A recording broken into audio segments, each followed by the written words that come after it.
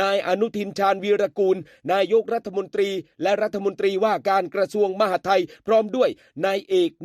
นิติธันประภาสรองนายกรัฐมนตรีและรัฐมนตรีว่าการกระทรวงการคลังนางสุภจีสุธรรมพันธ์รัฐมนตรีว่าการกระทรวงพาณิชย์ได้แถลงผลสำเร็จจากการเข้าร่วมการประชุมประจำปีสภาเศรษฐกิจโลกหรือ World Economic Forum Annual Meeting 2026 หรือ WEF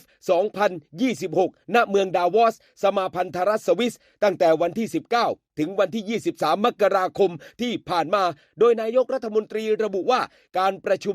WEF เป็นเวทีสำคัญและครับที่ประเทศไทยมีความจำเป็นจะต้องเข้าไปมีบทบาทและติดตามสถานการณ์ต่างๆรวมไปถึงการเตรียมพร้อมปรับตัวรับมือกับความไม่แน่นอนที่จะเกิดขึ้นในอนาคตและเชื่อมั่นว่าประเทศไทยสามารถแสวงหาโอกาสท่ามกลางวิกฤตได้ตลอดมาเนื่องจากว่าไม่เป็นคู่ขัดแย้งในความขัดแย้งระหว่างประเทศใดๆทั้งสิ้นจึงสามารถใช้จุดแข็งด้านความเป็นกลางสร้างโอกาสใหม่แล้วก็เสริมบทบาทของประเทศในห่วงโซ่อุปทานโลกกันด้วยครับ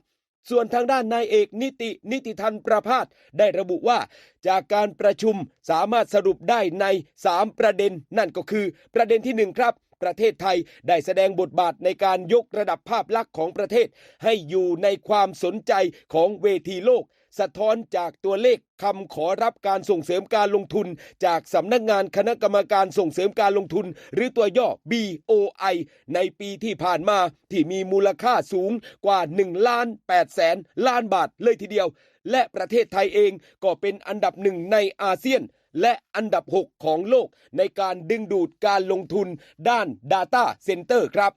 ประการที่2นั่นก็คือการสร้างความเชื่อมั่นต่อเศรษฐกิจไทยในเวทีโลกและการสร้างเครือข่ายกับผู้นำองค์กรระหว่างประเทศและประการที่3ครับนั่นก็คือเรื่องการดึงดูดการลงทุนจากต่างประเทศโดยนักลงทุนยืนยันความพร้อมในการลงทุนและขยายการลงทุนในประเทศไทยรวมมูลค่าประมาณ